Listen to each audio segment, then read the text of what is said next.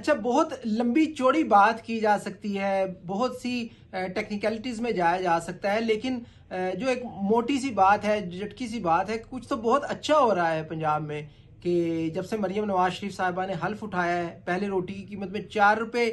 कमी वाक़ई हुई और अब 1 रुपया मजीद, यानी इन 2-2.5 माह में 5 रुपए रोटी की कीमत नीचे आई है। जितना भी शोर डाला जाए, जितना भी बहरान की बात की जाए आटे के हवाले से, गंदम के हवाले से, लेकिन कहीं तो किसी माफिया को ठेस पहुंचाई गई है, कहीं तो इस गरीब आवाम का, 12 करोड़ आवाम का सोचा गया है। एक मुख्तसरन खाका आपके लिए पेश करता हूं कि पंजाब में एक एवरेज खानदान जो है वो 6 अफराद पर मुश्तमिल है, यानी अगर उनके 4 बच्चे हैं, 2 मियाँ बीवी हैं, गरीब घर में अगर 6 लोग हैं और एवरेज अगर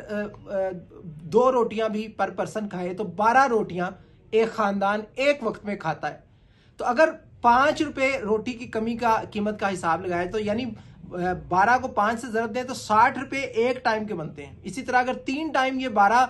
रोटियां हो तो 36 रोटियां एक दिन में ये खानदान खाए, और 36 को अगर आप 5 से उनकी जो बचत है मल्टीप्लाई करें तो 180 रुपए बनते हैं। अब एक गरीब घर को 180 रुपए का रिलीफ मिला है, तो ये सोचने की बात है कि अगर माफिया की जेबें नहीं भरी जा रही, एक गरीब घर को अगर 180 रुपए, 200 रुपए पर डे बचत हो रही है,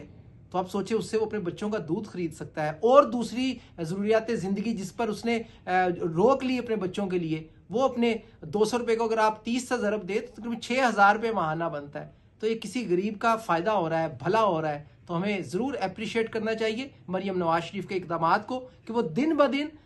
जरूरियात जिंदगी की जो अशिया हैं उनमें कमी ला रही हैं। ये बहुत एहसन इकदाम है।